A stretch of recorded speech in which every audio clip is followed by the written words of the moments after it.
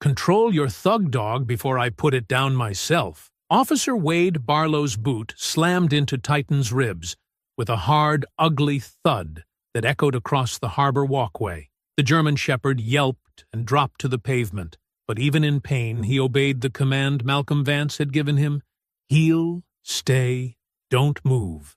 Barlow sneered, leaning closer, the bitter smell of coffee on his breath. You people always say the mutt's trained right before it attacks. A few pedestrians slowed nearby, watching quietly but keeping their distance. Malcolm's worn sneakers stayed planted as he knelt beside Titan. One steady hand pressed to the dog's side, his voice calm despite the heat rising in his chest. Barlow saw that silence and mistook it for weakness. He had no idea the man he'd just humiliated wasn't some random civilian. He'd just assaulted an off-duty FBI agent. Before we go any further, comment where in the world you are watching from, and make sure to subscribe, because tomorrow's story is one you don't want to miss. The morning sun sparkled across the harbor waters as Malcolm Vance walked along the promenade, enjoying the gentle breeze and peaceful atmosphere after a satisfying brunch at his mother's house. Titan, his German shepherd, padded silently beside him, matching his pace perfectly. The dog's leash hung loose between them, more a formality than a necessity given Titan's impeccable training. Malcolm observed the weekend crowd: joggers, families with strollers, elderly couples on their morning walks. The neighborhood had changed over the years, with new condos and boutique shops replacing the familiar old storefronts. Still, this walk was their Saturday ritual, a moment of calm before the rest of the day began. The peace shattered when Malcolm noticed a patrol car creeping along the street parallel to the walkway. The officer inside was studying them with obvious intent, and Malcolm felt the familiar tension creep into his shoulders. He kept his pace steady and expression neutral, though his jaw tightened slightly. The patrol car pulled to a stop, and Officer Wade Barlow stepped out, his hand already resting near his hip. Malcolm noticed how the officer's eyes locked onto Titan, ignoring Malcolm completely at first. "Sir, that dog looks aggressive," Barlow called out, his voice carrying across the promenade. "You need to control your animal." Malcolm took a slow breath. Titan sat perfectly at his heel, calm and attentive. "Officer, my dog is under complete control. He's trained and properly leashed." Several people stopped to watch the interaction. Phones appeared in hands, recording what was unfolding. Barlow stepped closer, his boots scraping against the concrete. "I said, control your animal." Barlow's voice rose sharply. "Get that dog on a shorter leash right now." Malcolm kept his voice level, though his heart rate picked up. "Sir, the leash is at a proper length. Titan is sitting calmly and showing no aggression." "Don't tell me how to do my job," Barlow snapped, color rising in his face. "That dog was lunging at pedestrians. I saw it myself." This was a bare-faced lie, and the growing crowd knew it. Malcolm heard murmurs of disagreement from onlookers. Titan hadn't moved a muscle, his ears forward but relaxed, showing no signs of stress or aggression. "Officer Barlow," Malcolm said, reading the nameplate, "I respect your concern for public safety, but my dog has not lunged at anyone. These people here can verify that." Barlow's face twisted with anger at being challenged, even politely. "Put that dog on the ground now, on its belly." "That command would actually make him more likely to feel threatened," Malcolm explained calmly, drawing on years of dog handling experience. "He's already in a controlled sitting position." "You refusing to comply with an officer's orders?" Barlow stepped closer, his hand now openly resting on his weapon. The move was deliberately intimidating, and Malcolm recognized it for what it was: not procedure, but provocation. The crowd had grown larger. Malcolm could feel dozens of eyes on them, hear the whispers and the concern in people's voices. Some had phones raised, documenting everything. Titan remained perfectly still, proving with every passing second how false Barlow's claims were. "Down on the ground!" Barlow shouted, spit flying from his lips. "Both of you, now!" Malcolm kept his hands visible and his voice steady. "Officer, I'm going to stay standing, and my dog will stay sitting. We are not a threat to anyone, and you know that." "You people always think you know better," Barlow snarled, the mask of professionalism slipping completely. "Always got to argue, always got to make things difficult." The racial undertone was clear as day. Malcolm saw faces in the crowd register it, saw phones angle higher to catch every word. He remained still, knowing any movement could be twisted into an excuse for violence. "My dog and I are simply taking our morning walk," Malcolm said. "There's no need for this to escalate." Barlow's face flushed darker. His authority was being challenged not by Malcolm's words, but by his composure. The officer stepped even closer, trying to force Malcolm to step back, to show submission or fear. Malcolm held his ground. Titan stayed perfectly positioned at his heel, head high, disciplined and calm despite the officer's aggressive posture. "Last warning!" Barlow growled, now close enough that Malcolm could smell coffee on his breath. "Get that aggressive animal under control, or—" "He is under control," Malcolm said quietly. "He's been under control this entire time." The truth of those words, supported by Titan's steady presence and the crowd's watchful attention, seemed to snap something in Barlow. His face contorted with rage at being made to look foolish, at his authority being undermined by simple facts. Without warning, Barlow's boot shot out in a vicious arc, connecting solidly with Titan's ribcage. Titan's pained yelp pierced the morning air. The German Shepherd crumpled sideways onto the sun-warmed concrete, his powerful body curling inward from the brutal impact. Malcolm instantly dropped to one knee beside his dog, his hands moving carefully over Titan's ribs to assess the damage. "Stay down!" Barlow bellowed, his face red with anger. "Both of you stay right where you are." Malcolm kept his focus on Titan, whose dark eyes locked onto his face, waiting for guidance despite the pain. "Easy, boy," he murmured. "Stay still. Get your hands where I can see them." Barlow advanced, his boots scraping against the pavement. "Step away from the dog now." "I need to check if he's injured," Malcolm said evenly, not moving from his protective position. Barlow grabbed Malcolm's shoulder, yanking him backward. "I said get up! That's an aggressive animal, and you're interfering with police business." The crowd had grown larger, forming a loose circle around them. Phones recorded from every angle, capturing Barlow's escalating behavior. Several voices called out in protest. "The dog wasn't doing anything wrong." "That officer just attacked them." "Someone call for help."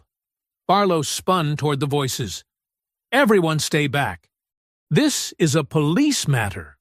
Malcolm remained focused and controlled, even as Barlow's grip tightened painfully on his shoulder. He kept one hand near Titan, who hadn't moved from his down position despite trembling with pain. His other hand stayed visible but ready, his military training humming just beneath the surface of his calm exterior. "Officer," Malcolm said quietly, "you're escalating a situation that doesn't require force." "Shut your mouth!" Barlow grabbed Malcolm's arm, trying to wrench him to his feet. "You're under arrest for interfering with—" Malcolm moved with fluid efficiency, redirecting Barlow's momentum while barely seeming to move at all. One moment Barlow was grabbing him. The next, the officer stumbled backward, his grip broken by a precise twist that looked almost gentle, but spoke of years of tactical training. Barlow's face contorted with shock and rage. He hadn't expected such skilled resistance. "That's assault on an officer." He reached for his radio. "I need backup at Harbor Walk now." Suspect and aggressive dog. Physical resistance. Titan remained perfectly still on the ground, following Malcolm's earlier command despite everything happening around him. The dog's disciplined behavior made Barlow's claims of aggression look increasingly absurd to the watching crowd. "Look at the dog!" someone shouted. "He's not even moving. That officer is the only one being aggressive. I got it all on video." 2 more patrol cars arrived within minutes, their sirens cutting through the morning air. Officers jumped out, hands on their weapons, responding to Barlow's calls about a violent suspect. They found instead a calm man standing beside a prone, injured dog, while their fellow officer worked himself into a frenzy. "He attacked me!" Barlow pointed at Malcolm. "Him and that vicious dog. I want him cuffed and that animal controlled." An older officer with sergeant's stripes approached, taking in the scene with experienced eyes. "Sir," he addressed Malcolm, "I need you to—" "Before this goes any further," Malcolm interrupted quietly, slowly reaching toward his back pocket, "I should show you something." The sergeant tensed, but Malcolm's movements were deliberate and non-threatening. He produced a leather wallet and held it out.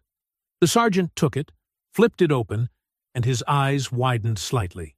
"Federal Bureau of Investigation," Malcolm said, his voice carrying clearly to the surrounding crowd. "I'd prefer to handle this professionally, without further incident." The effect was immediate. The sergeant's posture shifted, and the other officers lowered their hands from their weapons. Barlow's face drained of color as he realized what he'd done, and to whom. "Sir," the sergeant said carefully, "perhaps we should—" "What I want right now," Malcolm cut in, his tone brooked no argument, "is to get my injured dog to emergency veterinary care. Unless you plan to formally detain a federal agent?" The sergeant quickly shook his head. "No, sir. That won't be necessary." He shot a sharp look at Barlow, who had backed away several steps, his earlier bravado evaporating. Malcolm turned his attention back to Titan, who hadn't moved from his spot on the ground. Gently, he ran his hands over the dog's sides again, checking for obvious breaks. Titan whimpered softly at his touch, but remained steady. "Can you stand, boy?" Malcolm asked softly. Titan struggled to his feet, favoring his right side where Barlow's boot had connected. The crowd murmured in sympathy as Malcolm carefully guided his dog toward his black SUV parked nearby. With practiced care, Malcolm helped Titan into the back of the vehicle. The German shepherd settled onto his blanket, still trembling slightly, but maintaining his dignified bearing despite the pain. Malcolm could feel Barlow's glare burning into his back as he closed the car door, but he didn't acknowledge the officer. His priority now was getting Titan medical attention. Malcolm sat in the sterile examination room, one hand resting on Titan's neck, while Dr. Lena Morris carefully examined the German shepherd. The veterinarian's movements were precise and gentle, but Titan still flinched when she pressed along his ribcage. "I'm documenting significant bruising and soft tissue trauma," Dr. Morris said, making notes on her tablet. "The impact point shows a distinct boot-shaped pattern." She looked up at Malcolm with direct professional concern.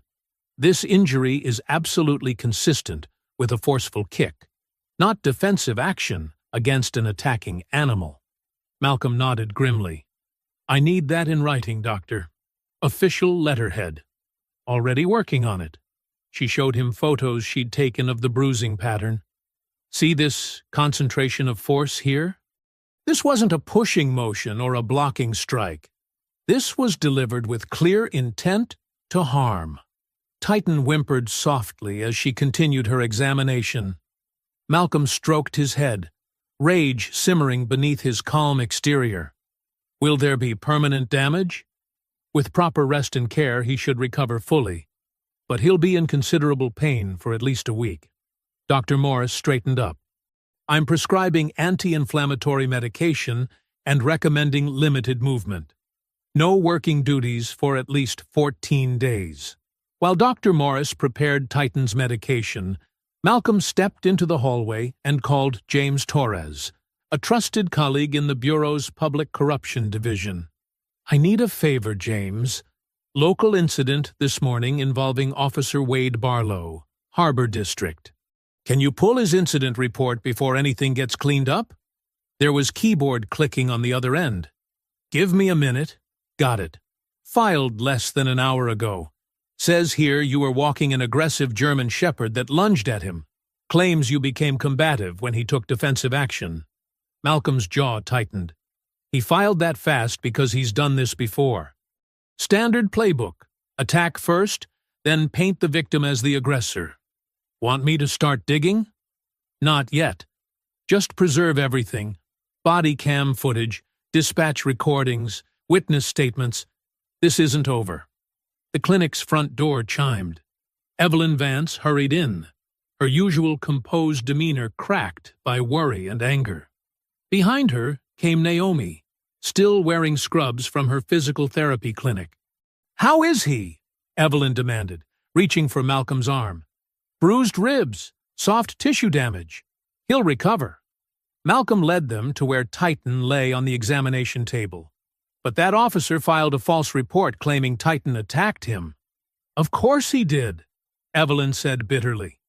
"That man's been terrorizing people in our neighborhood for months now, especially the older folks who won't sell their homes." Malcolm turned to his mother sharply.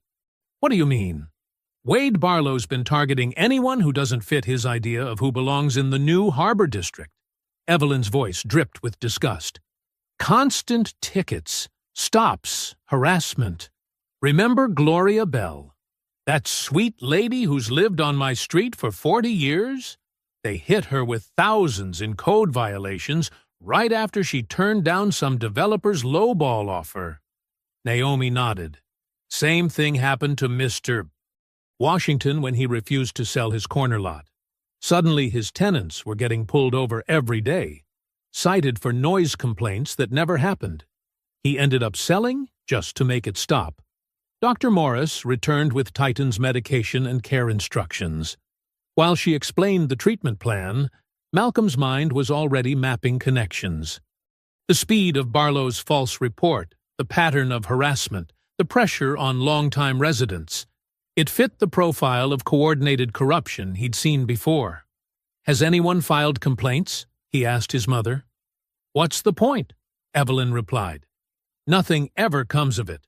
Most folks can't afford lawyers, and the police protect their own." Malcolm helped Titan down from the examination table, watching as his dog moved stiffly but stoically. "Not this time." Dr. Morris handed him the detailed medical report and prescriptions. "I've documented everything thoroughly, including photographs. If you need me to testify about the nature of these injuries, I will." "Thank you, Doctor." Malcolm carefully folded the papers into his jacket.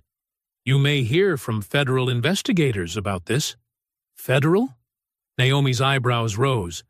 "Malcolm, are you sure you want to—" "What I want," he cut in quietly, "is to understand why a local cop felt comfortable assaulting a leashed dog in broad daylight, and why our neighbors are being systematically driven out of their homes." Evelyn touched his arm. "Baby, I know that look. Just remember, you've got more to lose than Barlow does."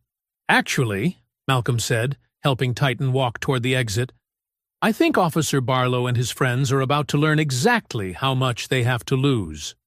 They made their way to the parking lot, where Malcolm carefully helped Titan into his mother's car. The German shepherd settled onto the back seat, with a soft grunt of pain. "He'll stay at your house tonight," Malcolm told Evelyn. "I want to monitor him closely for the first 24 hours. Naomi hugged him tightly. "I'll bring dinner over. And Malcolm, be careful. Men like Barlow are most dangerous when they're embarrassed." Malcolm watched them drive away, Titan's dark eyes meeting his through the rear window. The dog's quiet dignity in the face of cruelty only strengthened his resolve. This wasn't going to end with a complaint form buried in some internal affairs file. Something bigger was happening in their neighborhood, and Barlow had just given Malcolm the perfect reason to tear it all open. Malcolm sat at his mother's kitchen table, steam rising from a cup of coffee he hadn't touched. Titan lay at his feet, medication making him drowsy but not dulling the occasional whimper when he shifted position. The late afternoon sun slanted through lace curtains Evelyn had hung decades ago, casting familiar patterns across scattered papers and photos. It started small, Evelyn said, spreading out parking tickets like playing cards. A ticket here, a warning there, but always targeting the same people. She tapped one citation dated 3 months ago. Mrs. Thompson, 82 years old, got 4 tickets in 1 week for her grandson's car being too close to the crosswalk. The boy was helping her with groceries. Malcolm picked up the ticket, studying the officer's signature. Barlow? Every single one. Evelyn's voice carried years of controlled anger.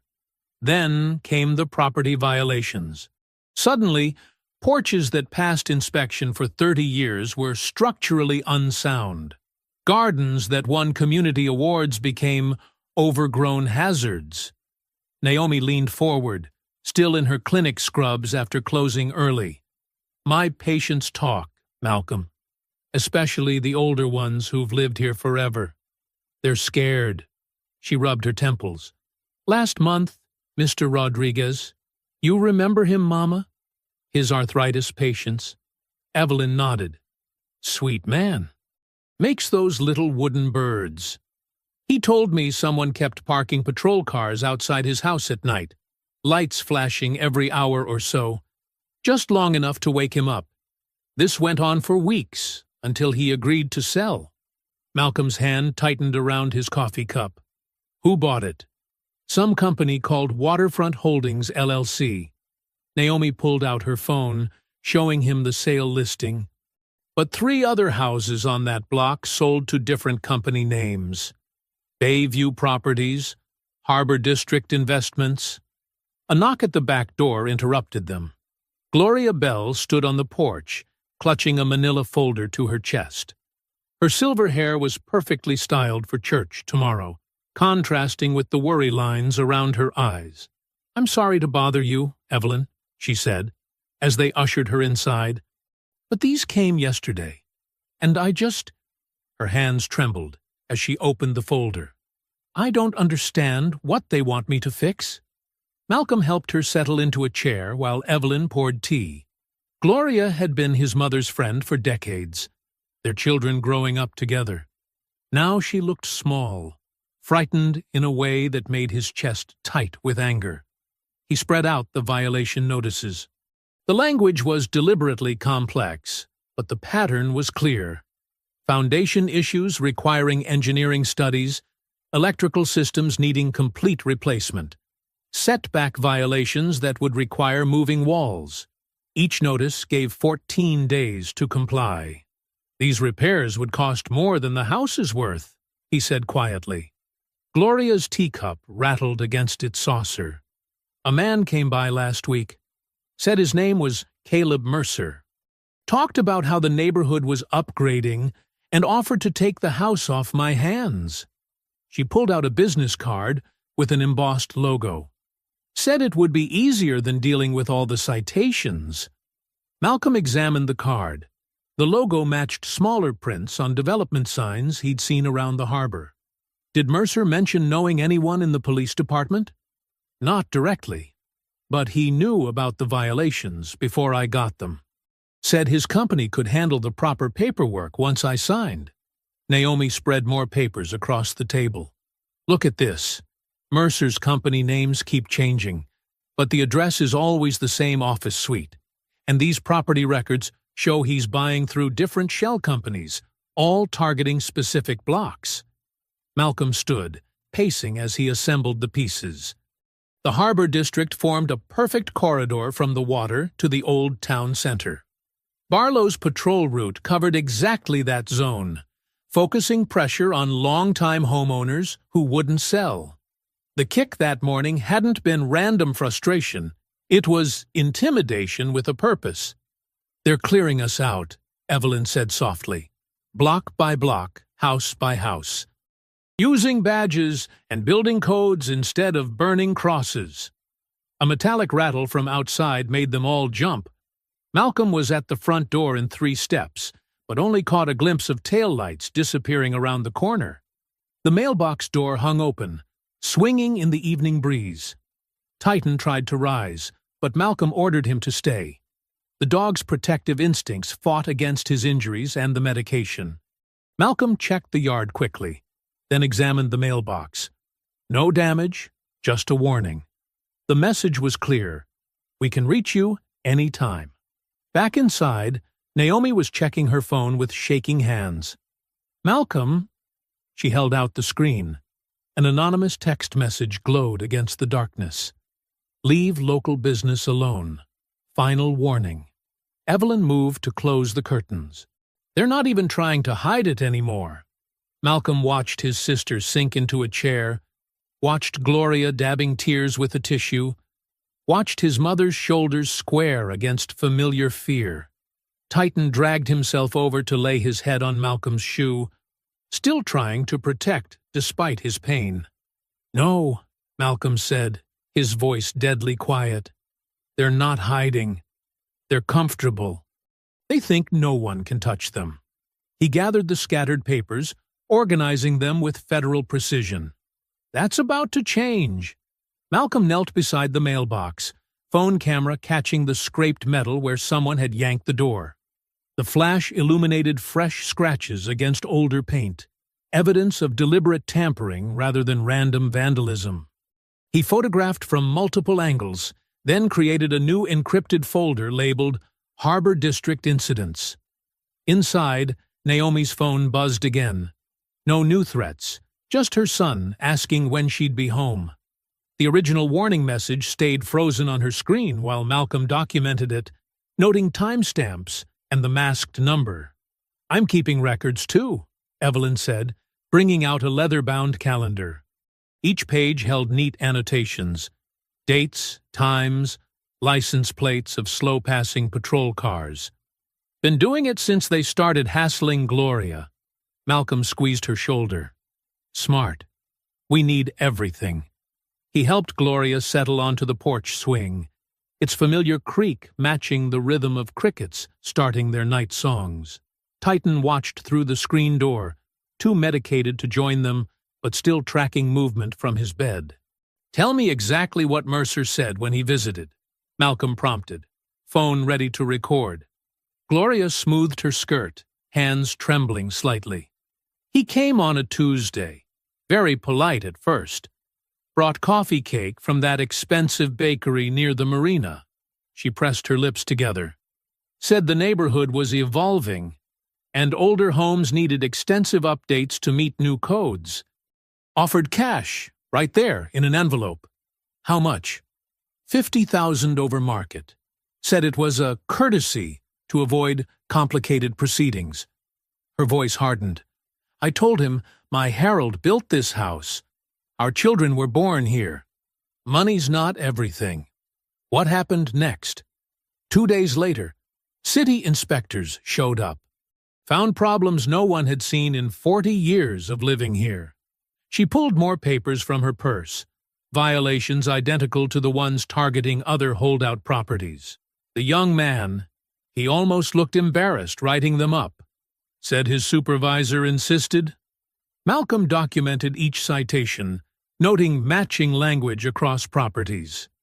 Did Mercer mention working with local authorities? Not directly. But he knew things, which houses had violations pending, who was considering selling. Said it would be unfortunate if elderly residents faced legal troubles over code compliance. Gloria's hands clenched. I may be old, but I know a threat when I hear one dressed up pretty. Malcolm helped her inside, then walked the block while darkness settled. Old oaks lined the street, their shadows perfect cover for watching cars. He knocked on 2 doors before it got too late. Mrs. Chen next door spoke through a crack, fear evident in her whispers. Yes, she'd gotten citations too. Yes, strange cars parked outside at night. No, she couldn't go on record. Her grandson was applying to the police academy. 3 houses down, Mr. Washington invited Malcolm in, but kept glancing through his curtains. He'd lived there 30 years, never had trouble until recently. Now his disability ramp was suddenly non-compliant despite meeting code when installed. He showed Malcolm photos of patrol cars blocking his driveway, ticketing his nurse's vehicle. "I want to fight it," Washington said, "but my heart can't take the stress." They know that. Outside again, Malcolm noted a dark sedan cruising past, too slow for normal traffic. The driver's face stayed shadowed, but the deliberate pace screamed surveillance. He memorized the plate while pretending to check his phone. In his SUV, Malcolm called his FBI supervisor, Assistant Special Agent Diana Torres. He laid out only the provable elements: documented harassment patterns, selective enforcement, possible corruption involving development deals. "Tread carefully," Torres warned. "Local police misconduct needs clear federal predicates. Document everything, but don't engage until we have jurisdiction." "Understood," Malcolm said, knowing she heard his unspoken reservation. "I mean it, Vance. Don't let them bait you into something we can't defend." "Copy that." He ended the call, watching another unmarked car roll by. Torres was right about procedure, but procedure wouldn't stop Barlow's crew from escalating. The message at the mailbox proved they were already targeting family. Waiting for perfect evidence while predators circled would only teach them that intimidation worked. Back inside, Malcolm secured doors and windows while Evelyn prepared the guest room. Naomi had gone home to her son, promising to install security cameras first thing tomorrow.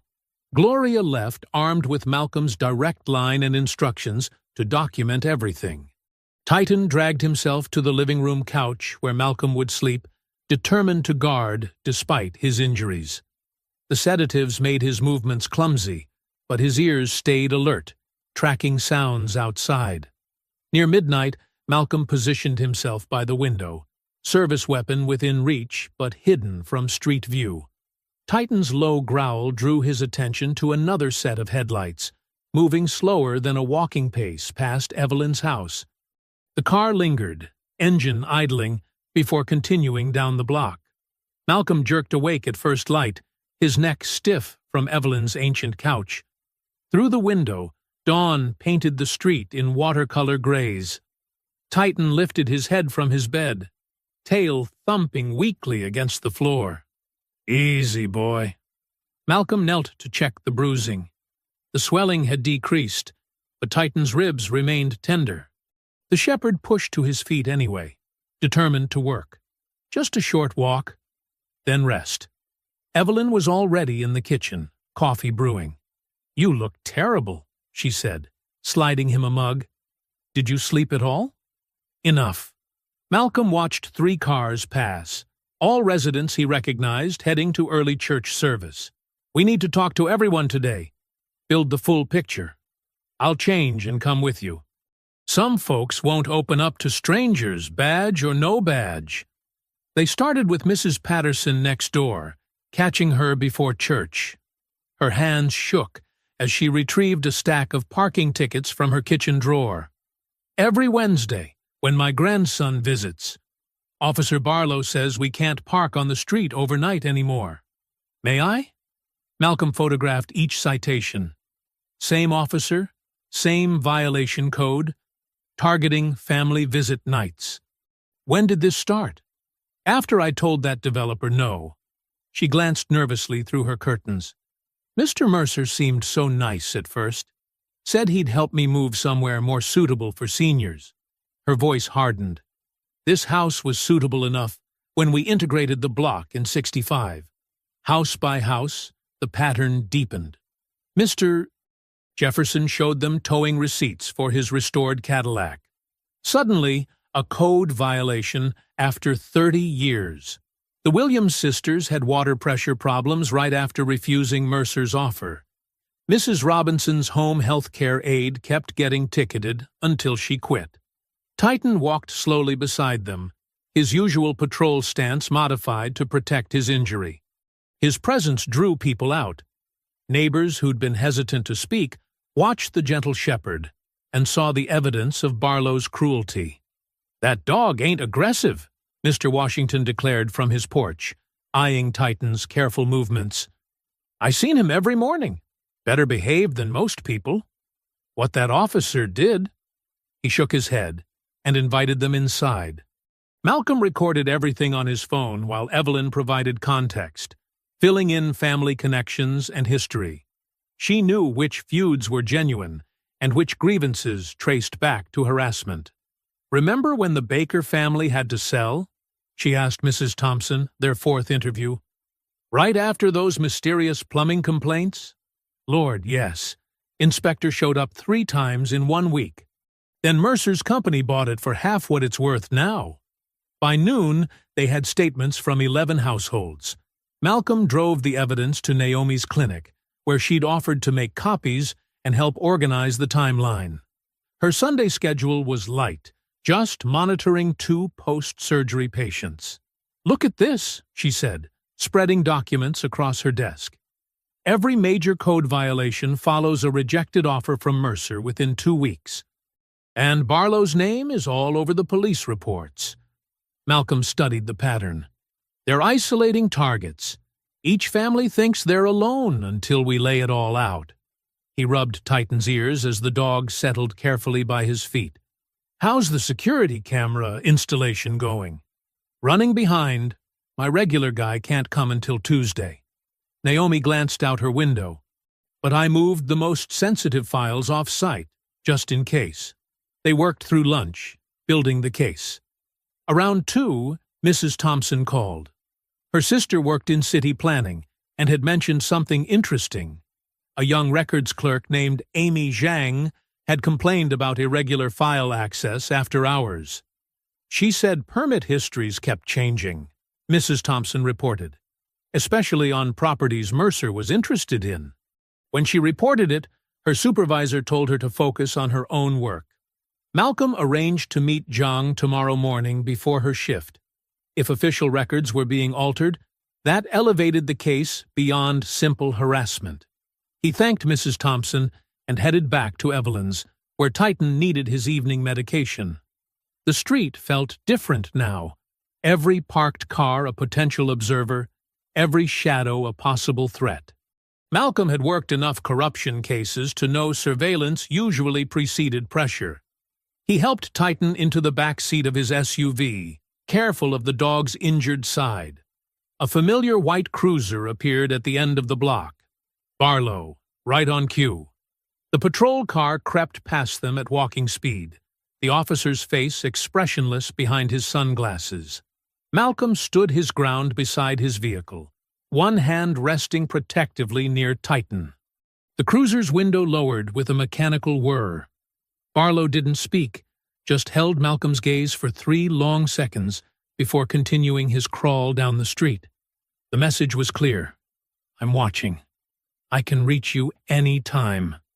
Titan growled softly from the back seat. Malcolm kept his face neutral until Barlow's car disappeared around the corner. Inside the house, he added the surveillance pass to his growing evidence log, time-stamping the obvious intimidation attempt. The dining room felt smaller than usual, compressed by tension. Malcolm watched Evelyn arrange her famous Sunday pot roast, while Naomi set places for 3. Titan lay in his usual corner, medication making him drowsy, but alert enough to track movement through the window. "He's trying to intimidate us," Naomi said, finally addressing Barlow's slow drive-by. "Like we're supposed to just fold up and disappear." "That man's badge isn't a crown," Evelyn replied, passing the potatoes. "My daddy didn't march in Selma for us to bow our heads now." Malcolm was measuring his response when Naomi's phone buzzed. Her face tightened as she read the message. "Well, that didn't take long. Surprise sanitation review at the clinic tomorrow morning. 8 a.m. sharp." "Your last inspection was perfect," Evelyn protested. 3 months ago." Naomi set her phone down carefully, the way she did when controlling anger. "Nothing's changed, except I helped gather statements today."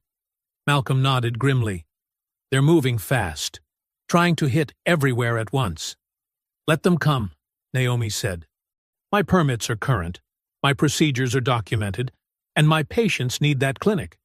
I'm not shutting down because some corrupt cop wants to flex. The doorbell rang. Titan raised his head, but Malcolm motioned him to stay down. Through the security panel Evelyn had installed last year, they saw Mrs. Patterson from next door, clutching an official envelope. "Sorry to interrupt dinner," she said when they let her in. "But I thought you should see this right away." She handed the envelope to Evelyn. Same letter came to 4 houses on the block. Evelyn scanned the document, her expression hardening. "Property line dispute? This fence has been here 30 years. She passed the notice to Malcolm. "Now, they're saying it encroaches 6 inches onto city easement." Malcolm studied the paperwork. Same department that had harassed Gloria Bell. Same impossible response timeline. They want you to move the fence or face daily fines.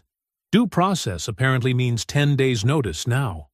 10 days to hire a surveyor, get permits, and relocate fencing? Naomi shook her head. They're not even pretending this is legitimate anymore. Mrs. Patterson wrung her hands. "What do we do? I can't afford thousands in fines, but moving my fence will cost even more." "First, we document everything," Malcolm said. He retrieved his laptop and began photographing the notice. "Second, we stick together. They want us isolated and overwhelmed. Don't let them separate us." After Mrs. Patterson left, Malcolm excused himself to secure their evidence. In his SUV, he copied all photos and witness statements to encrypted drives. One for Naomi to store at her friend's house across town. Another hidden in Evelyn's attic behind loose insulation. The originals stayed with him. Back inside, he found Evelyn on the phone with Gloria. "No, honey. Don't stay there alone tomorrow. Come here after your doctor's appointment. We'll have lunch, maybe play some cards." She caught Malcolm's approving nod. "They're targeting anyone who might testify," he explained after she hung up. "Gloria's statement about the code violations is too specific, too damaging. Better if she's not isolated." Naomi pushed away her barely touched dinner. "This is about more than property values, isn't it? They're trying to erase a whole community." "One citation at a time," Evelyn agreed. "Like water wearing down a stone. Each little pressure point looks legal on paper." Malcolm started to respond when Titan suddenly stiffened, a low growl rumbling in his chest. Despite his injuries, the shepherd's posture shifted to alert. Malcolm moved to the window in time to see someone in a dark jacket raise what looked like a phone or camera toward the house. "Stay inside," he ordered, already moving. But by the time he reached the front door, the figure was gone. Only the sound of running footsteps fading down the block suggested anyone had been there. Malcolm examined the sidewalk where the photographer had stood. No dropped items, no obvious traces. Just another form of surveillance, another message. "We're watching. We can reach you anywhere." Back inside, he found Evelyn securing windows while Naomi comforted Titan. The dog's protective instincts fought against his medication, making him restless. "Try to get some sleep," Malcolm told them. "I'm meeting that records clerk early tomorrow. If they're altering official files, that's federal jurisdiction. One solid piece of proof and we can bring in outside oversight." "Be careful," Evelyn said. "That clerk is taking a huge risk talking to you." Malcolm nodded grimly. "I'll park a few blocks away. Approach on foot."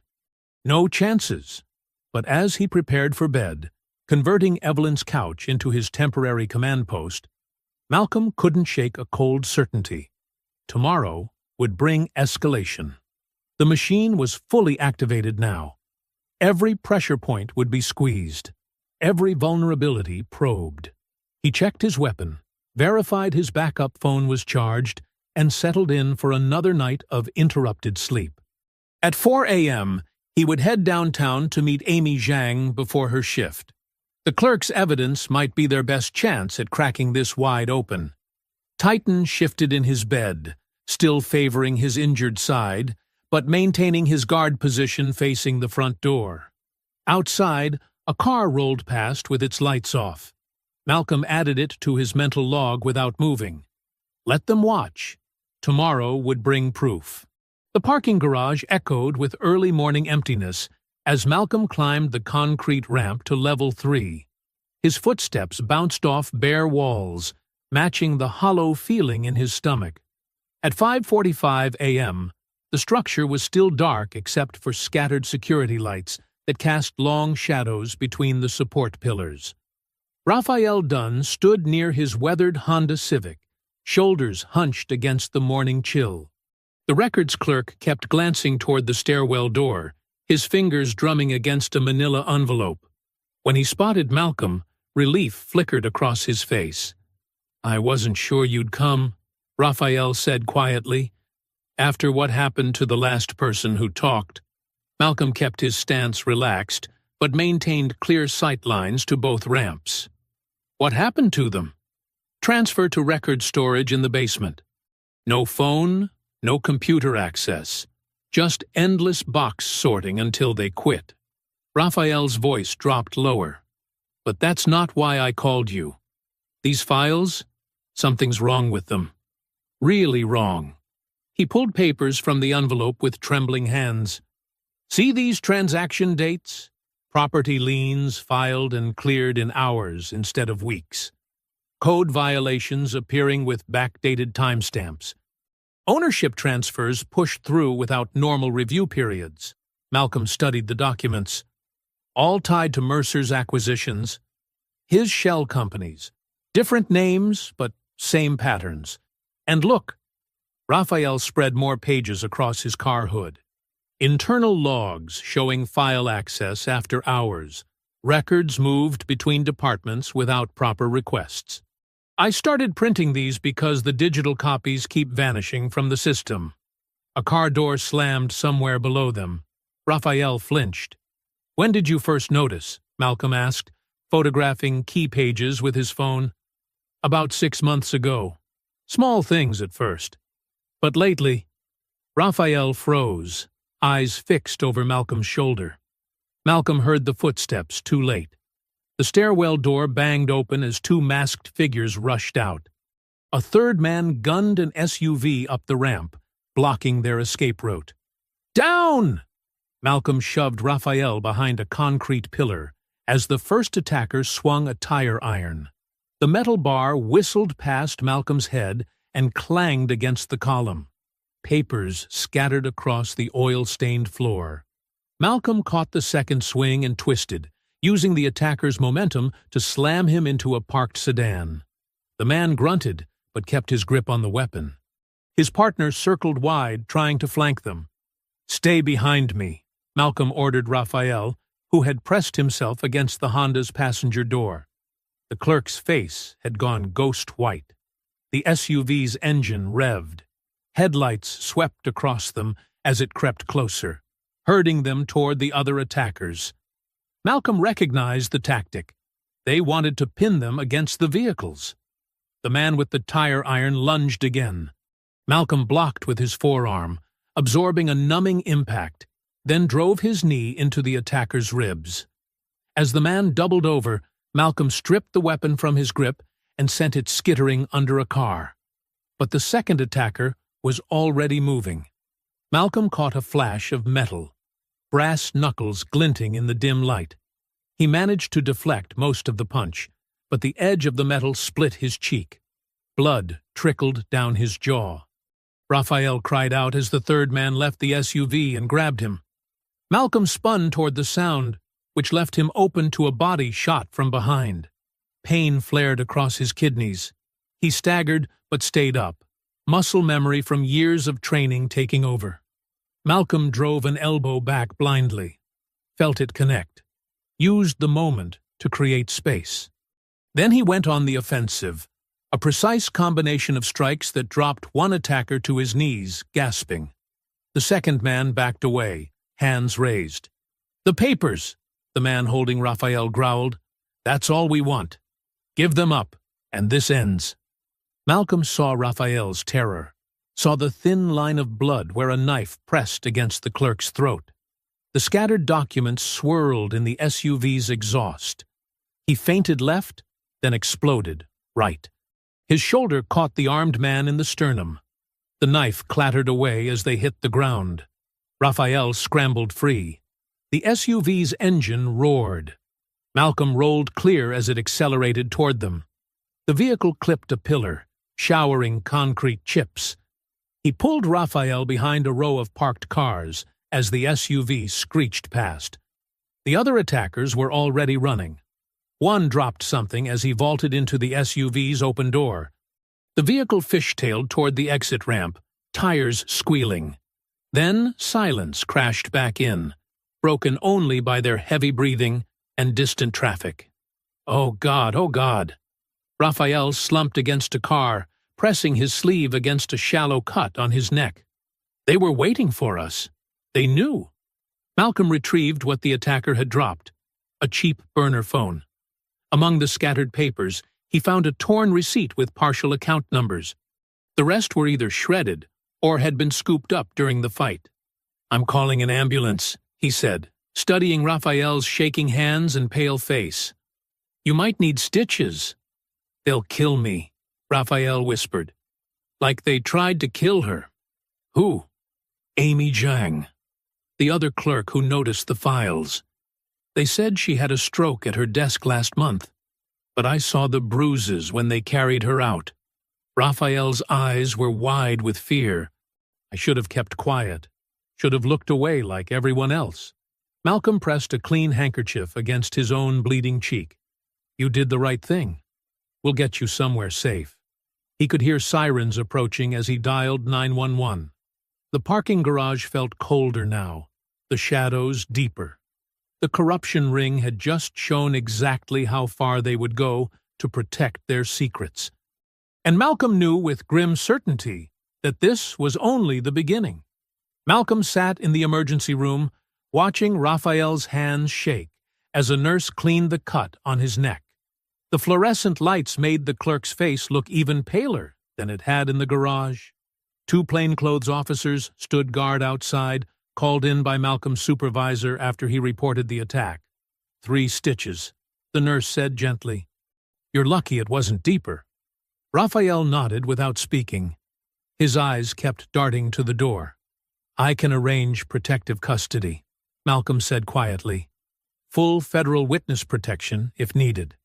I have a sister in Seattle."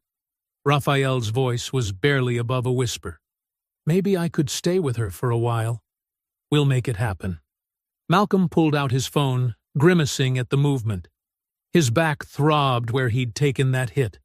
"But first, I need your official statement about those records." Raphael took a deep breath. "Okay, I'll do it. Everything I saw, everything I printed, just keep me alive long enough to testify." Malcolm squeezed his shoulder. "You have my word." An hour later, Malcolm walked stiffly into Naomi's clinic. She took one look at his face and pulled him into her office. "Sit," she ordered, grabbing her first aid kit. "That cut needs cleaning." "It's not that bad." "Shut up and let me work." She dabbed antiseptic on his cheek. "The health inspector just left, by the way. Found nothing wrong, just like I knew they would. Their intimidation game failed." Malcolm managed a small smile. "Good. We needed a win today." His phone buzzed. A text from Dr. Morris about Titan's follow-up report. He read it twice, satisfaction warming his chest. "The vet's report is perfect," he told Naomi. "Clear documentation of blunt force trauma consistent with a kick, not defensive action." She even noted Titan's calm behavior during examination despite significant pain. "It destroys Barlow's aggressive dog narrative. And your face helps prove who the real aggressive one is," Naomi muttered, applying a butterfly bandage. Malcolm's phone buzzed again. Unknown number. He answered cautiously. "Is this Agent Vance?" The voice was male, hesitant. "This is Elias Rowe. I'm an EMT. I was there Saturday at the harbor." Malcolm sat straighter. "Yes, I remember you. I've been seeing stuff online about what happened. People saying your dog attacked, saying you got violent first." Elias paused. "It's all lies. I watched that officer hassle you for no reason. Watched him kick your dog when it was just sitting there. I got it all on video." Hope surged in Malcolm's chest. "Would you be willing to make an official statement? That's why I'm calling. I couldn't sleep last night thinking about it. I've worked with cops for years, but this was wrong. Pure bullying. And now they're trying to cover it up?" Elias's voice hardened. "I'll testify. Whatever you need. Thank you." Malcolm meant it deeply. "This matters more than you know." After arranging to meet Elias the next morning, Malcolm called his FBI supervisor. The older agent listened carefully to the day's developments. "So we've got falsified city records, witness intimidation, and now assault on a federal officer," his supervisor summarized. "Plus medical evidence of excessive force and multiple witnesses to the initial incident. That's enough to justify preliminary support. I'll assign 2 agents to help track those shell companies." "What about the body cam footage from responding officers?" "Working on it. Should have access by tonight." His supervisor paused. "Watch yourself, Malcolm. They're getting desperate if they're willing to jump you in broad daylight." Malcolm spent the next few hours collecting formal statements. Dr. Morris provided detailed medical documentation. Raphael's testimony was recorded and notarized before he left for Seattle under protection. Elias emailed his phone video showing Titan's calm behavior. For the first time since Saturday, Malcolm felt real momentum. The pieces were falling into place. Even his bruises hurt less as he drove to Evelyn's house that evening, a folder of sworn statements on the passenger seat. He was halfway up her front walk when his phone exploded with notifications. Breaking news alerts, text messages, voicemails. Malcolm stopped cold as he read the first headline, "Key Evidence Missing in Harbor Police Incident." The article quoted police spokesperson Sergeant Donna Creel. "Due to technical malfunction, body cam footage from responding officers is unfortunately unavailable. However, Officer Barlow's written report clearly documents an aggressive animal and uncooperative subject." Malcolm's jaw clenched. Of course, they'd lost the footage. It was the one piece of evidence that could have instantly validated everything. Through Evelyn's window, he could see his mother and sister watching the same news break on TV. Naomi's face was tight with anger. Evelyn just looked tired, like she'd expected this all along. Malcolm touched the bandage on his cheek, feeling the sting beneath it. They thought destroying evidence would make him back down. They thought wrong. He had witnesses now, medical proof, financial records. Most importantly, he had the truth. The footage wasn't gone by accident, which meant someone had actively destroyed it. And that desperate act just added another provable crime to their growing list. Malcolm sat rigid on Evelyn's couch, watching the local news twist everything sideways. The TV anchor's concerned expression felt rehearsed as she spoke. Questions arise about federal overreach after an FBI agent's confrontation with local police this weekend. Sources say Agent Malcolm Vance became hostile during a routine safety check involving his large German Shepherd. Evelyn muted the TV. Lies. All of it. They're painting me as the aggressor. Malcolm's voice stayed steady, but his hands tightened into fists. Making it sound like I'm abusing federal authority over a personal grudge. His phone vibrated. Another message from his supervisor. "Malcolm, we've got problems. Internal Affairs is opening a review of the incident. Until it's resolved, you're restricted from field operations. Badge and credentials stay active, but you're essentially desk-bound." The walls seem to close in. Without active field status, his ability to investigate was cut in half. He could still gather evidence, but executing warrants or conducting official interviews was off-limits. "They're trying to clip your wings," Naomi said, reading his expression. "Make you powerless while they cover everything up." Malcolm's phone lit up with notifications. Someone had posted a long thread about Elias Rowe, The EMT witness, claiming he had a history of mental health issues and false complaints against police. Old social media posts were twisted to make him look unstable. Character assassination, Malcolm muttered. They're destroying his credibility before he can testify. He tried calling Raphael again. Straight to voicemail, just like the last 5 attempts. The clerk had vanished after leaving the hospital, despite promises to help. Malcolm suspected heavy pressure or threats had silenced him. "Tea's ready," Evelyn announced, trying to maintain normalcy. She glanced at the clock. Gloria should be here any minute. She never misses our Monday evening talks. But 10 minutes passed. Then 20. Gloria didn't arrive or answer calls. Something's wrong. Evelyn grabbed her keys. She always calls if she's running late. They drove the short distance to Gloria's house. Even from the street, Malcolm saw the gray wisps seeping from behind drawn curtains. Smoke. "No, no, no." Evelyn's voice cracked as Malcolm sprinted toward the house. The front door was locked. Malcolm didn't hesitate. He threw his shoulder into it hard, splintering the frame. Smoke rolled out, thick and acrid. The kind that came from accelerants, not accident. "Gloria!" He dropped low, moving through the haze. "Gloria! Where are you?" A weak cough answered from the kitchen. Malcolm found her slumped against the refrigerator, conscious but dazed. He scooped her up and carried her outside just as sirens wailed in the distance. "They put something through my mail slot," Gloria wheezed as Evelyn held her. "Some kind of bottle." Then everything started burning. Malcolm watched firefighters battle the blaze, fury building in his chest. The house Gloria had owned for 40 years, where she'd raised her children, was being gutted. Family photos curled and blackened. Her husband's war medals melted. Generations of memories reduced to ash. EMTs wrapped Gloria in a blanket and gave her oxygen. She'd survive, but the emotional wounds cut deep. This wasn't just property damage.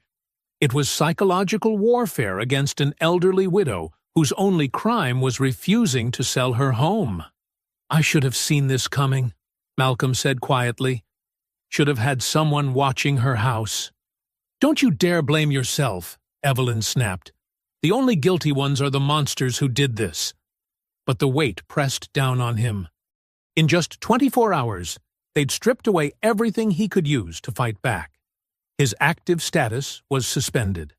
His key witness was discredited. His inside source had vanished. And now they'd nearly killed Gloria to send a message. The fire chief approached, notepad in hand. Preliminary signs point to arson, some kind of homemade incendiary device. "We'll know more after the investigation." Malcolm nodded numbly. He knew they'd never find proof linking it to Barlow or Mercer. The people behind this were too careful to leave traces. Naomi arrived, having closed her clinic early after hearing the news. She hugged Gloria tightly. "You're staying with me tonight." No arguments. Near midnight, Malcolm stood in the dying light of the emergency vehicles, watching water drip from Gloria's scorched eaves. Titan pressed against his leg, sensing his distress. The dog's ribs were still tender from Barlow's kick, a reminder of how this all started. Just days ago, Malcolm had been certain he could expose the corruption. Now his badge was essentially suspended, his investigation crippled, and an innocent woman had almost died. The enemy had outmaneuvered him at every turn, using their power to silence witnesses and destroy evidence while he played by rules that didn't protect the victims. He touched the bandage on his face from the garage fight, feeling the sting of failure beneath it. How many more people would get hurt while he tried to fight this legally? How many more homes would burn? The smoke hung in the air like accusation, reminding him that good intentions weren't enough against people willing to burn down an old woman's life to win. Malcolm sat at Evelyn's kitchen table, his clothes still reeking of smoke from Gloria's house. The coffee in front of him had gone cold, untouched. Dawn hadn't broken yet, but sleep was impossible. Every time he closed his eyes, he saw Gloria's home burning. "Stop torturing yourself," Evelyn said, sliding into the chair across from him. Her voice was tired but firm.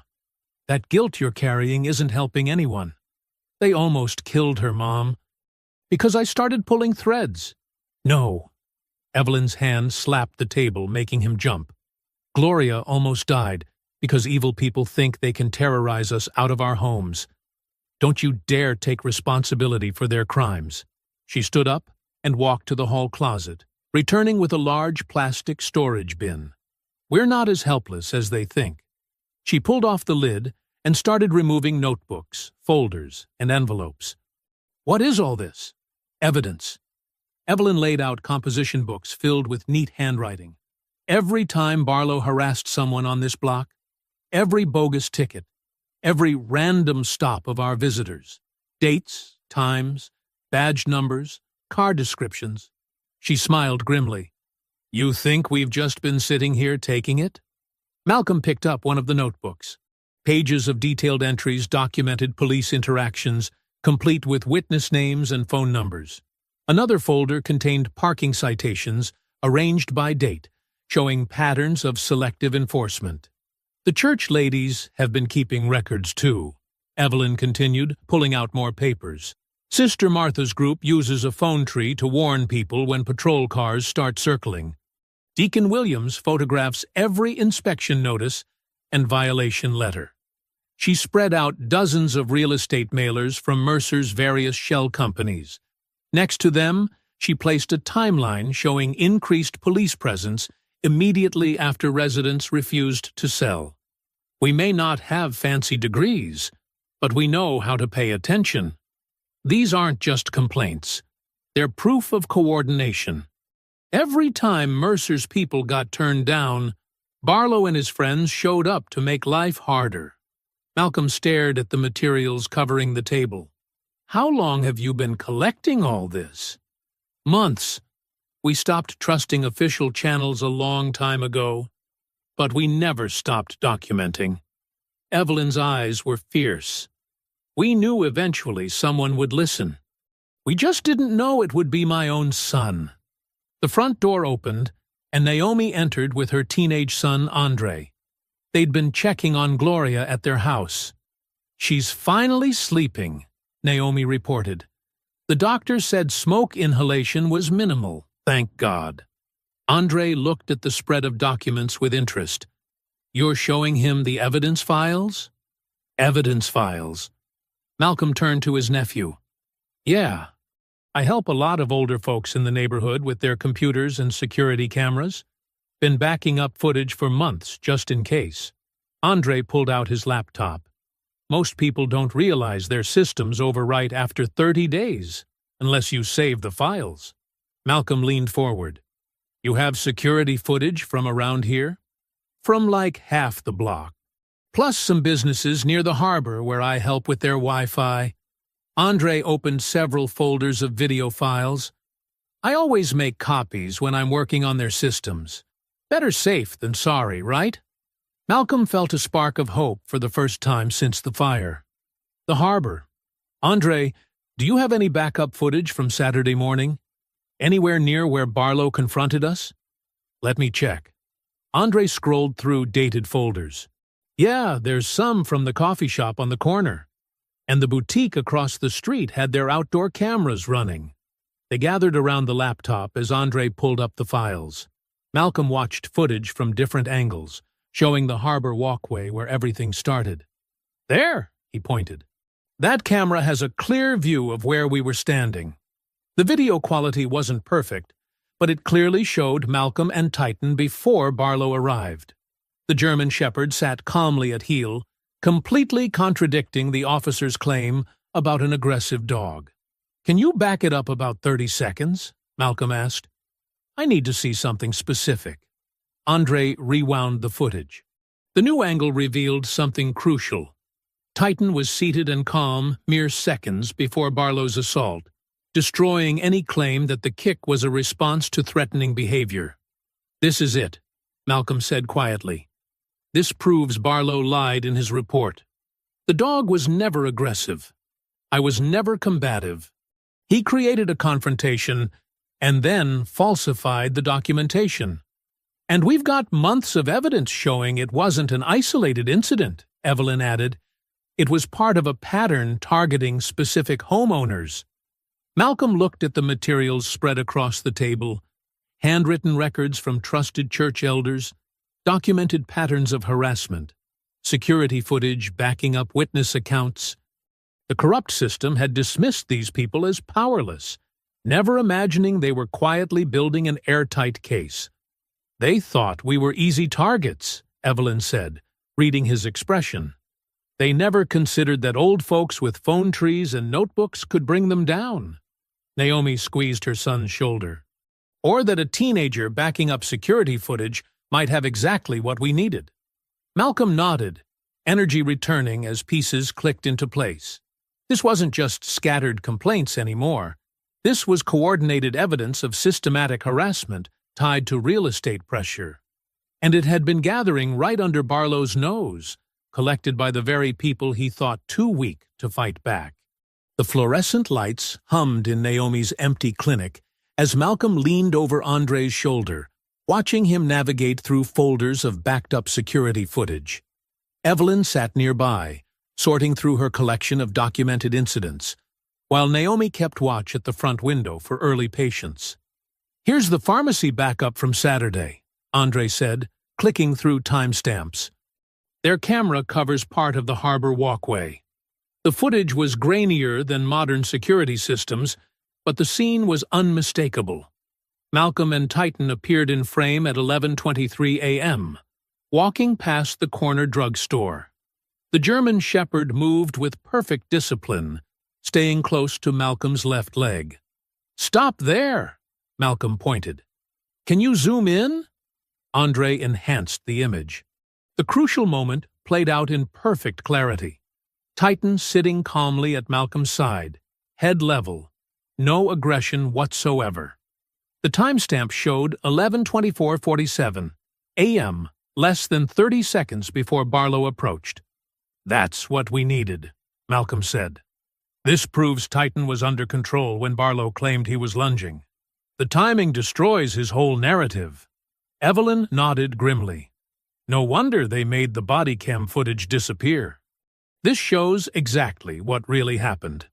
Malcolm's phone buzzed. A message from his bureau tech contact about the burner phone recovered from the parking garage attack. He opened the file and began reading through extracted text messages. "Listen to this," he said. "Tell Kay the South Block is clear after today's pressure.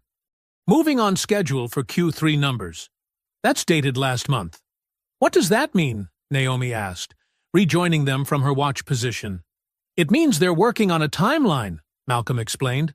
"Quarterly real estate closings. They're coordinating the harassment to force sales by specific dates." He scrolled through more messages. "Creel confirms 2 more holdouts ready to fold. Send crew to Bell property tonight. Make it look random." The casual cruelty made his jaw clench. "Here's the smoking gun," he said, pointing to one exchange. "Sergeant K clearing remaining holdouts before quarter close. Premium bonus for each lot secured." "Sergeant Creel," Evelyn spat the name. "She's been running interference for Mercer this whole time." Malcolm nodded.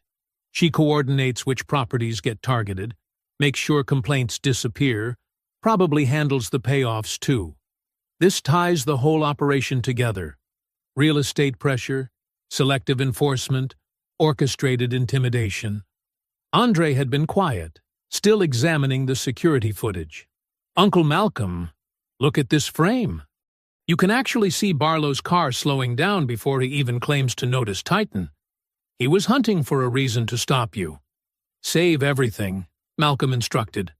"Multiple copies, different locations. They've already tried destroying evidence once." His phone buzzed again, his FBI supervisor calling. Malcolm stepped into Naomi's office to take it privately. 10 minutes later, he emerged with new energy in his stride. "The bureau's back in," he announced. These messages, plus the arson attempt, give us multiple federal predicates: civil rights violations, conspiracy, extortion across property lines. They're authorizing full surveillance starting today. What about your internal review? Naomi asked. Suspended once they saw the pharmacy footage. Hard to paint me as the aggressor when video shows Titan sitting calmly before Barlow attacked. Evelyn smiled. Sometimes the truth just needs a little help getting free. Malcolm's phone lit up with another message. His expression darkened as he read it. What is it? Naomi asked. One of Gloria's neighbors just called. Mercer's people are moving fast. They've scheduled a closing meeting for tomorrow morning, trying to grab her property while she's still reeling from the fire. Those vultures, Evelyn hissed. They burned down her home, then swoop in to take advantage while she's vulnerable. They think she's broken, Naomi added, that she'll sign anything just to escape. Malcolm stood silently for a moment, thinking. The others watched him, recognizing his tactical assessment expression from years of federal work. Andre, can you get me everything you have on Mercer's shell companies? Property records? Tax files? Anything that shows the pattern? Already compiled, Andre said, pulling up another folder. I've been tracking their different names for months. Same players, just shuffling paperwork. Malcolm studied the documents, then checked something on his phone. Finally, he looked up with cold determination. We're not going to stop tomorrow's meeting, he said. What? Evelyn straightened in her chair. Malcolm, they're trying to steal Gloria's property. I know, and we're going to let them try. His voice was steel wrapped in velvet. Because this time, they'll be doing it under federal surveillance, with documented evidence of their prior intimidation and witnesses ready to testify. Understanding dawned on Naomi's face. You're going to let them walk right into their own trap. Exactly. They think Gloria is alone and defeated. They have no idea we've been building a case. Let them come to that meeting thinking they've won. It'll be the last property they try to steal. Andre finished backing up the latest files. All the evidence is secured, Uncle Malcolm. Multiple copies, different drives. Malcolm nodded, checking his watch. It was just past noon. In less than 24 hours, Mercer and his allies would walk into a closing meeting, believing they were about to claim another victory. Instead, they would find themselves at the center of a federal corruption case, with every piece of evidence needed to bring down their entire operation. Malcolm sat in a windowless federal office, surrounded by tactical maps and surveillance photos. 4 senior agents listened as he detailed the web of corruption threatening his neighborhood. Agent Sarah Torres, lead investigator for public corruption cases, spread property records across the conference table. Mercer's gotten bold, she said, tapping a document. His shell companies aren't even trying to hide the pattern anymore. Same registered agents, same payment structures, all targeting elderly homeowners after code violations magically appear. He thinks he's untouchable, Malcolm replied, his voice tight with controlled anger. Local authorities are in his pocket, and most victims can't afford to fight back. Agent James Rivera, technical surveillance expert, pulled up images on his laptop. We've mapped all cameras and listening posts for tomorrow. The redevelopment office Mercer chose for the closing gives us good angles. He picked it because he controls it. But that works in our favor. Easier to plant equipment when you know the target's habits. Malcolm nodded. Gloria's lawyer will keep her away until the final signing. Mercer needs to believe she's broken, willing to take any offer to escape. Your mother and sister? Torres asked. Safe at Naomi's clinic. We've got plainclothes units watching the building, and the local FBI field office is running counter-surveillance in case Creel tries anything. Director Phillips, a veteran agent with steel-gray hair, studied Malcolm carefully. You sure you want to be there tomorrow? You're still technically restricted, and those bruises from the garage fight aren't helping your cover. That's exactly why I need to be there, Malcolm insisted. Mercer and Barlow are fixated on breaking me personally now. They'll be less cautious if they think they're getting a chance to humiliate me again. It's risky, Torres warned. Barlow's already proved he's unstable, which makes him predictable, Malcolm countered. He'll want to be there to watch me lose. And his presence ties the police harassment directly to Mercer's operation. We need that connection on record. Rivera adjusted his wireframe glasses. What about your dog? The vet cleared him this afternoon, but he's still recovering. Titan stays in the surveillance van unless needed. He's trained for tracking and control, not attack. Just having him nearby gives us options if someone tries to run. Director Phillips opened a thick folder of warrants. We've got authorization for everything. Financial records, electronic surveillance, property searches, and arrests if needed. All processed through federal channels to avoid local leaks. Sergeant Creel? Malcolm asked. She'll be in the dark until it's too late, Torres assured him. We're coordinating with internal affairs from 3 counties over. No one in her command structure knows what's coming. They spent the next hour rehearsing positions and contingencies. Malcolm memorized every detail. Surveillance points, backup teams, emergency signals. His presence tomorrow would be officially listed as civilian witness. But everyone in the room knew he was the operation's emotional center. One last thing, Director Phillips said as they prepared to leave. We've got Gloria's property surrounded tonight. Fire department's been quietly notified, too. No more surprise arsons. Malcolm felt some tension ease from his shoulders. Thank you. She's lost enough already. This is good work, Vance, Phillips added. You took a personal attack and turned it into a chance to break open something much bigger. That's what the Bureau stands for. Outside the federal building, the autumn evening had turned cool and clear. Malcolm sat in his SUV for a moment, reviewing the operation in his mind. Everything was positioned. Gloria's lawyer would call Mercer's office at 9 a.m., sounding defeated and ready to surrender the property. The closing was set for 11. Surveillance teams would be in place by 10. Local media had been tipped about possible development news to ensure public coverage. The trap was set. Now they just had to let the predators walk into it. Malcolm drove to Naomi's clinic first. Through the window, he saw his sister checking on Gloria, who had finally fallen asleep in a reclining chair. Evelyn sat nearby, her Bible open in her lap but her eyes alert, watching the door. They were safe. At home, Malcolm made a final security sweep before entering. Titan lifted his head as Malcolm walked in, thumping his tail against the floor. The dog's ribs were still tender, but his eyes were bright and focused again.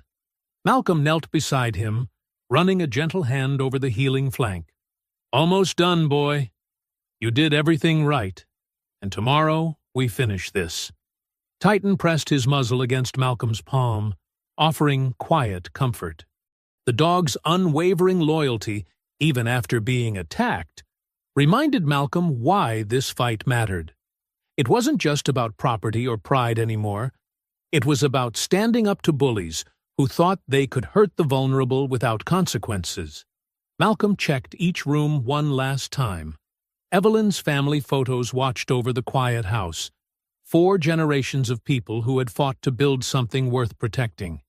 Tomorrow, he would show Mercer, Barlow, and everyone like them that they had picked the wrong neighborhood to tear apart. Returning to the living room, Malcolm settled onto the couch where he'd been sleeping since Saturday. Titan curled at his feet, alert even in rest. Get some sleep, Malcolm told him softly. Tomorrow, we make it right. Malcolm straightened his tie and checked his reflection in the redevelopment office's glass doors. His bruises from Monday's garage fight were still visible, perfect for selling the image of a defeated man. He entered the modern lobby where a receptionist directed him to the 3rd-floor conference room. The elevator doors opened to reveal Caleb Mercer, waiting in an expensive charcoal suit, his smile practiced and predatory. Behind him, Wade Barlow loomed in plain clothes, arms crossed. a private security badge clipped to his belt instead of a police shield. The sight confirmed what Malcolm needed, direct evidence linking the corrupt cop to Mercer's operation. "Agent Vance," Mercer said smoothly. "I didn't expect you to attend today's closing. This must be difficult for you." Malcolm kept his expression carefully neutral. "Ms. Bell asked me to witness the transfer. Given recent events, she wants everything properly documented." Of course. Mercer gestured toward the conference room. "Though I'm surprised you'd want to watch another pillar of your community fall. First your reputation, now Gloria's legacy." Barlow smirked, clearly enjoying Malcolm's apparent powerlessness. The officer's hand rested near his concealed baton, eager for any excuse. They entered the glass-walled conference room with its view of the harbor. Malcolm noted the surveillance positions hidden in neighboring buildings, knowing federal teams were watching every move. His wire picked up each word as Mercer settled into his chair at the head of the polished table. "I understand you've been asking questions about my development projects," Mercer said, arranging papers before him. "That's caused some unfortunate tension with local authorities." "Just trying to understand the process," Malcolm replied. "Seems like a lot of code violations appear right before your offers." Mercer's smile tightened. "The city has standards, Agent Vance. If elderly residents can't maintain their properties, perhaps it's time to let others revitalize these declining neighborhoods." Declining according to who? Reality. Mercer's polite mask slipped, revealing the contempt beneath.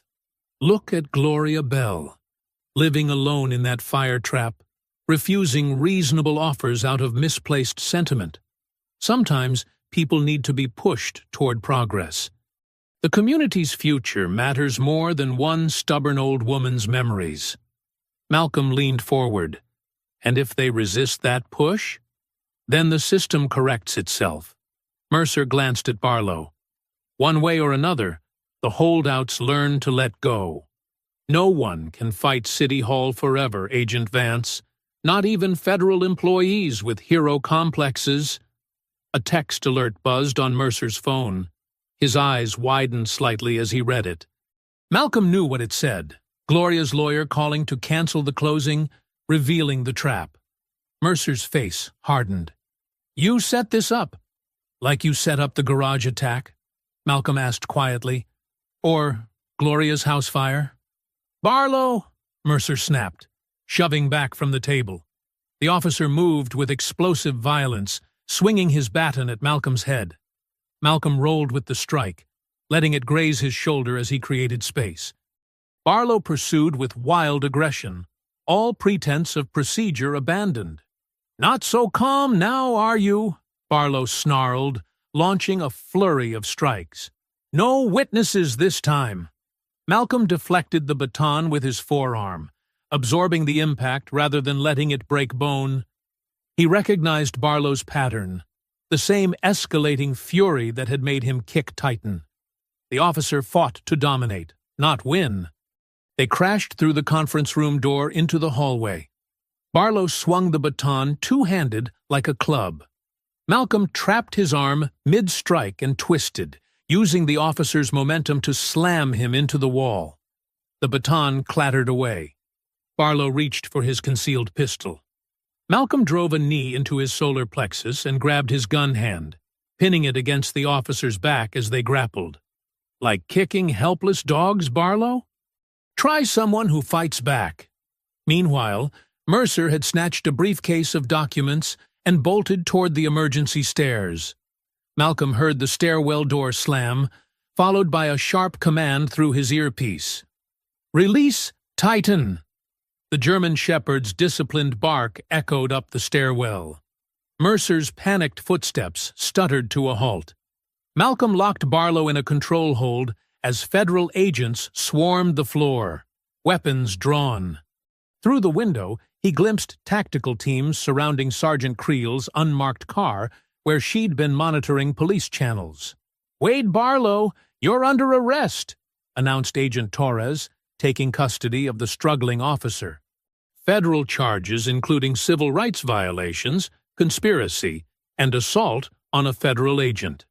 Down in the stairwell, Titan had Mercer cornered against the wall, holding him there with unwavering focus, but not attacking.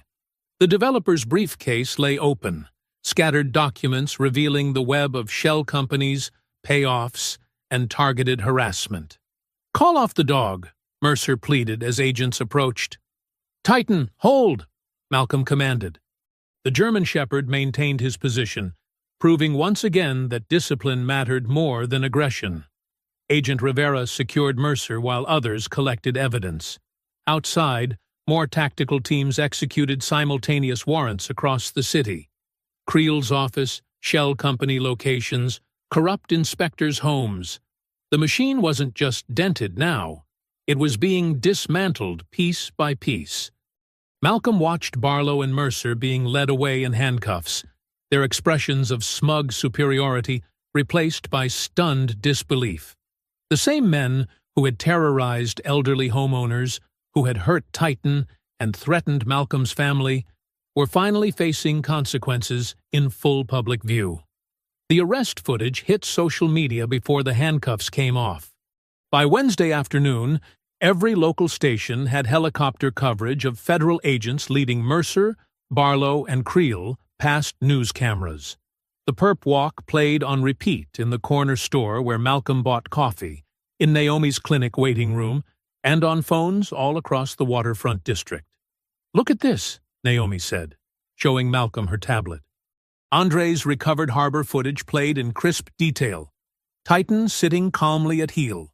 Barlow advancing aggressively, the contrast destroying any claim of a threatening dog. Below it, Dr. Morris's veterinary report detailed Titan's injuries, proving the kick was an attack, not defense. "They're calling it displacement for dollars," Evelyn remarked, reading headlines off her phone. Federal investigation reveals systematic targeting of elderly homeowners. Police sergeant coordinated harassment campaigns. Developer used shell companies to hide forced sales. Malcolm watched the coverage spread while helping Gloria sort through salvaged photos at Evelyn's house. Every hour brought new revelations. City council members scrambled to distance themselves from Mercer. Police brass launched internal reviews. Reporters dug into similar cases across the region. "Your supervisor's on TV," Gloria called from the living room. FBI Assistant Director Phillips appeared at a press conference formally acknowledging Malcolm's role. Agent Vance showed exceptional restraint in a volatile situation. His disciplined response prevented escalation while gathering evidence of broader criminal conduct. The Bureau commends his protection of vulnerable citizens against abuse of authority. By evening, support flooded in. A legal aid group offered to represent displaced residents. Housing advocates established an emergency fund for repairs and temporary shelter. The city expedited permits for Gloria's rebuild, while a contractor volunteered labor costs. "The whole neighborhood's talking," Naomi said over dinner. "People who were afraid to speak up are coming forward now. They're organizing block watches, sharing security cameras, helping the elders document everything." Malcolm nodded. Fear isolates. Community protects. Through the window, he saw neighbors gathered on porches, talking openly for the first time in months. Children played without parents, anxiously watching for patrol cars. Even Titan sensed the change, relaxing his guard stance as familiar faces passed. The next few days brought more victories. The health board cleared Naomi's clinic of all complaints and approved her grant application for expanded senior services. Malcolm's internal affairs review closed with full reinstatement and commendation. Gloria moved into temporary housing arranged by her church, while contractors assessed her home. By Saturday, the mood had transformed. What began as a community fundraiser for Gloria's rebuild became a celebration of resistance. Tables lined Evelyn's block, loaded with food and surrounded by 3 generations of residents. Children darted between chairs, while elders shared stories of standing their ground.